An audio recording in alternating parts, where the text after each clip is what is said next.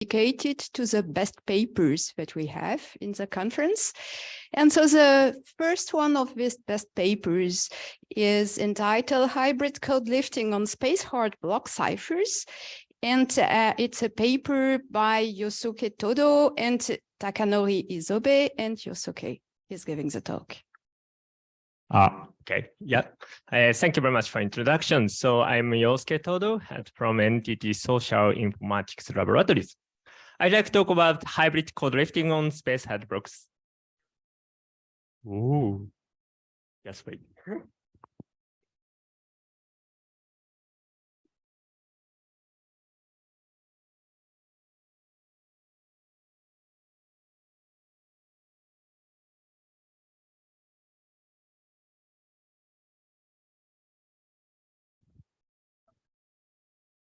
It works? Yeah. Okay, so, and this is the joint work with Takanori Sobe, and so thank you very much for getting the best paper award on this talk. Yeah. Okay, so the topic is about white box cryptography. So when we discuss some security on block cipher, so the usual attack setting is a black box attack. So black box attacker can observe, choose plain text and the corresponding ciphertext, and attacker, of course, never watch the inside of the encryption. And the goal is to whether they extract, they recover the secret key or not. So on the other hand, white box attacker is more stronger than black box attacker. So white box attacker can observe everything, including the inside of the encryption. So of course, it is very difficult to ensure some security against such powerful attackers. But in industry, so it's a very practically so demanded, because sometimes encryption can be used on untrusted environments. Then we want to ensure something security against such powerful attackers. So when we discuss white box security on block cipher, so primary goal is to resist the key extraction attack. It means we have the we now have the encryption program, and the white box attacker cannot extract the secret key from this program. So once we can ensure some security against the key extraction attack, the next secondary goal is to resist the code lifting. So the topic of my talk is about space-hard block cipher, so which is a kind of the white box block cipher. And the space-hard block ciphers was initially introduced by Bogdanov and Isobe at the HMCCS 2015. And this structure, is it a pointer? What? Not work? Okay. So this is the space specification of the space.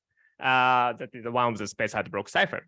So it is target-heavy generalized phrasal, and F function is generated by secure block cipher such as AES.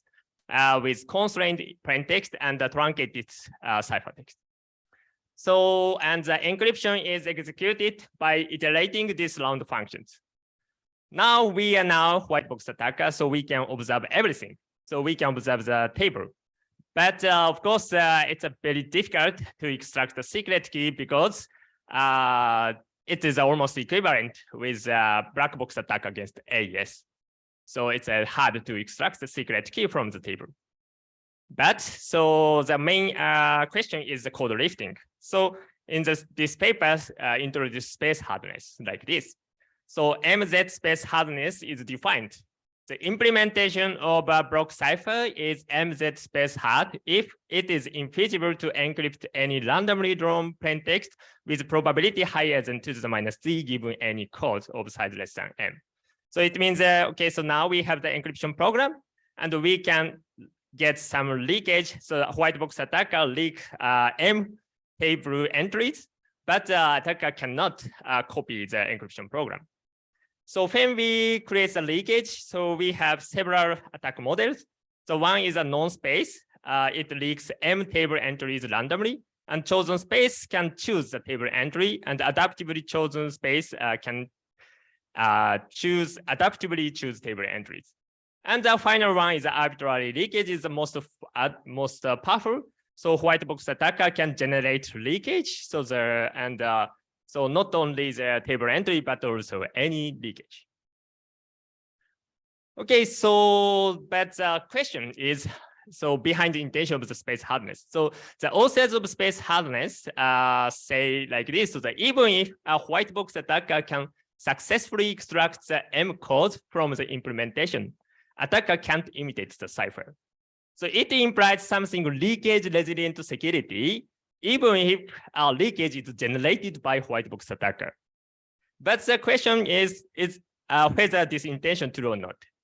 So actually, space hardness doesn't suppose the black box attacker receiving the leakage. So after getting the leakage, and so the attacker cannot query to the encryption oracle in the space hardness. But if a slight leakage allows the black box attacker to recover the full program, it doesn't satisfy this intention, maybe. So now we want to consider the more advanced attack scenario, so hybrid scenario. So now, as a first phase is exactly the same as the code lifting. So we can get some leakage from the encryption program. And then the second phase is the black box. So black box attacker has additional advantage by using the leakage. And so the goal is to recover the encryption program. So now we want to revisit the security of existing space hard block cipher using hybrid scenario. And our target is a Yoroi and SPN box. So Yoroi was proposed at CHES 2021. And one of the reasons why we want to focus on the Yoroi is a very unique functionality called longevity. And SPN box is, as far as we know, the most efficient space hard cipher, so I want to try it. But of course, note that hybrid setting is out of the designer's security claim. So now we say as something attack, but it's out of the scope of the existing designer. Okay, so now security of Yoroi with hybrid scenario. So this is the specification of the Yoroi, and the Yoroi has 3 S boxes: S1, S2, S3. And so the linear layer is constant addition and multiplication of the MDS. But a very interesting one, so the last T bits applied to the linear layer, but the top M bits just identity map. So we don't touch anything in the linear layer. And finally, AES-A is applied. The security claim is 128-bit security against black box and key extractions. And for space hardness, 2 to the n in over for 128 space hardness against case A. So it means if we can get the quota table entries, we cannot imitate the code. Okay, so the unique property longevity. So that this is a very nice property of Yoroi. And Yoroi was designed to aim for this property. So longevity is namely updatable implementation. So the functionality is maintained. It means now we have plain text here and encrypt and get the ciphertext.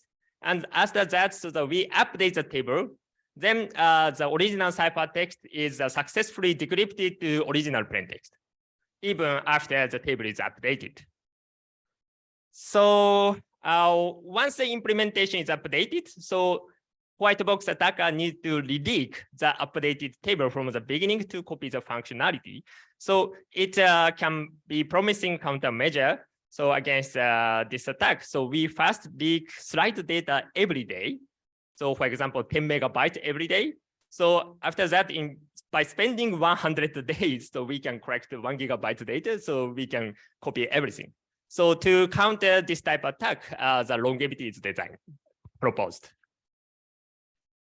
Okay, so this is the structure of the Yoroi. So and so to update implementation, so they use identity map part.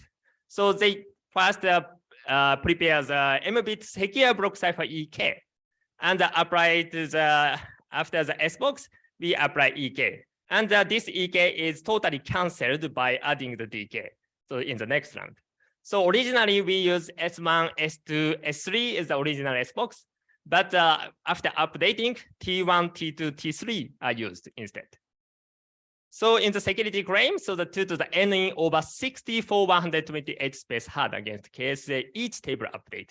It means that now we have the implementation, we can get so 1 over 64 table entries.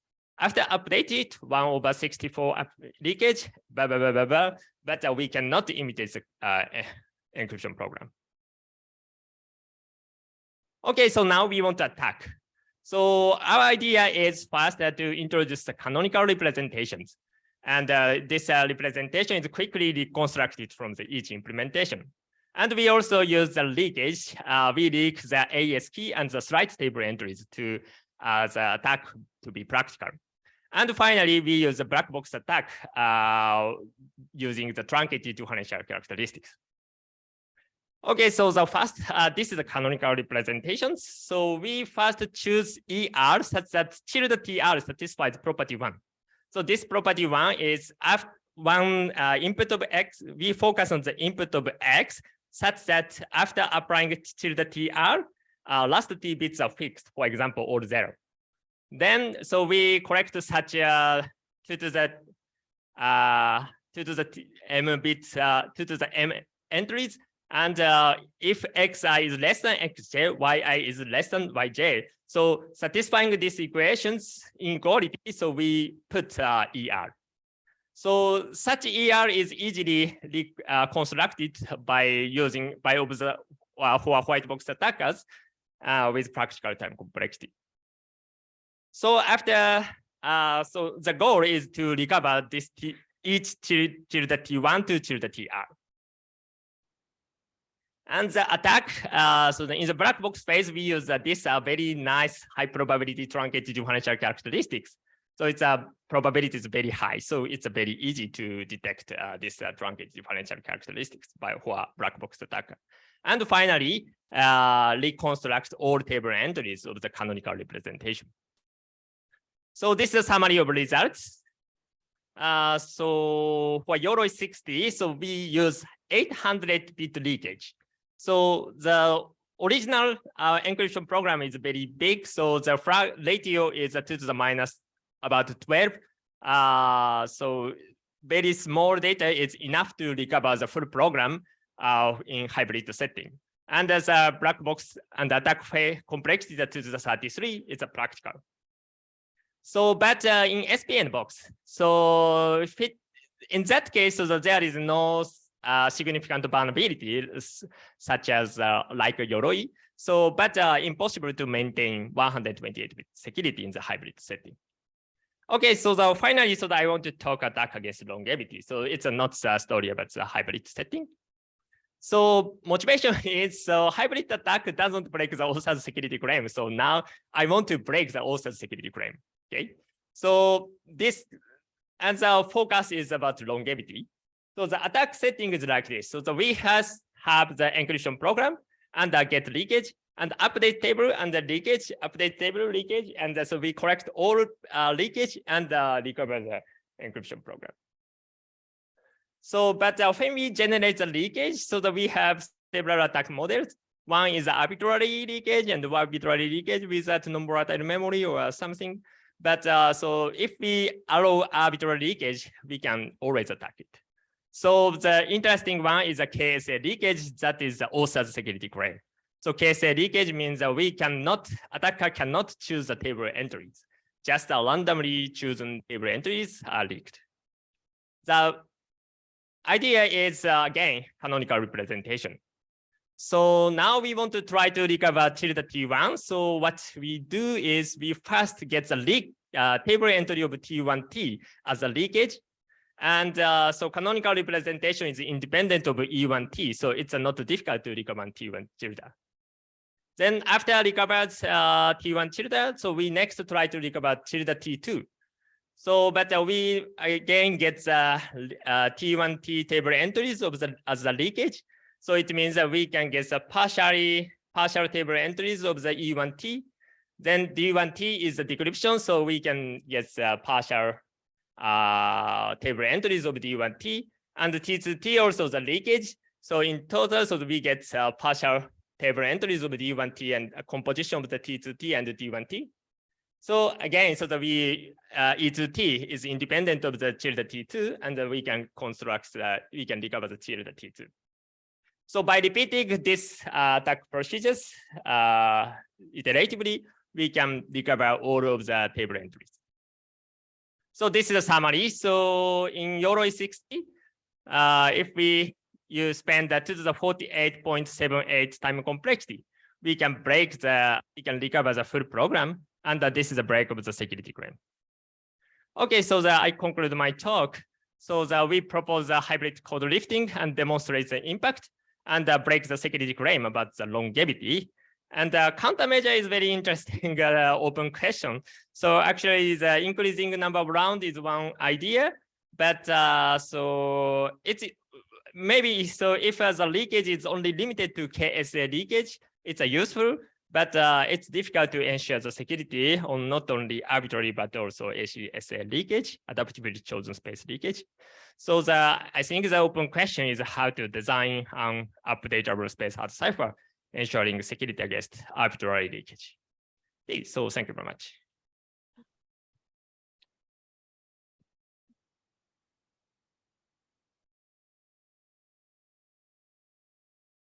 Thank you.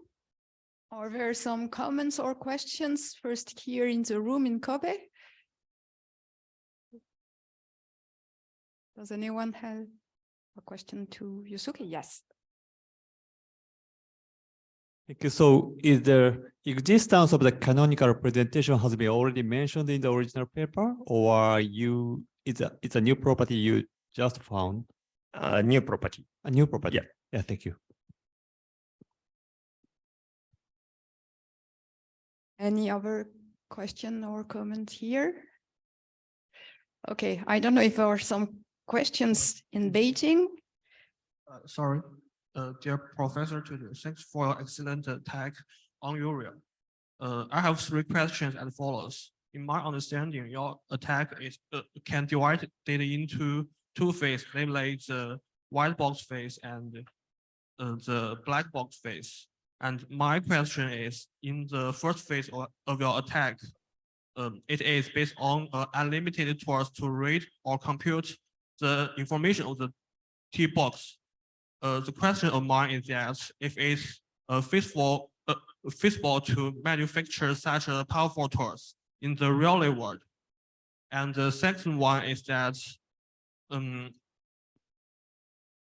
the data complexity at which phase is more important in your opinions, the white box phase or the black box phase?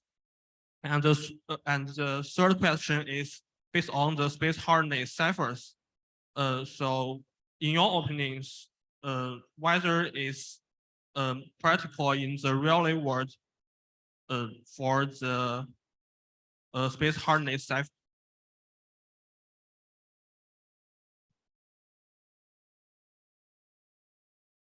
It's a bit difficult to answer many questions, I think. So can we, is this? These are different questions. Different questions. Okay, so that we have different. Sorry. Repeat it. Sorry, it's quite difficult for us to understand your question. Could you just say the first question in a few words so that we can get it? Okay, my first question is that in your white box phase, you are based on unlimited tools to read or compute the information of the T box. And if it's feasible to manufacture such a powerful tools in the real. So I'm not sure that I perfectly understand your question or not, but so in my setting, so in the white box setting, white box attacker, so has the time complexity of the white box attacker is bounded. So it means that, so now I'm not sure the industrial the impact. So, but in the as a just a theory, so the white box attacker can access all table entries and can watch everything, and but the complexity of the attack algorithm is bounded. So of course, if it's not bounded, so the attacker can guess everything and extract the original secret key, but it's not it's prohibited because the time complexity is bounded. Okay, thank you. Thank you. We have one question in the chat. The question is, instead of the code lifting attack, how space hoard ciphers can resist the direct inversion attack? Sorry, I'm not so sure the direct inversion attack. So maybe so sorry, so I don't know the direct inversion attack, so I can't answer it. Sorry. However, maybe we have time for one short question, maybe from Beijing or in the chat.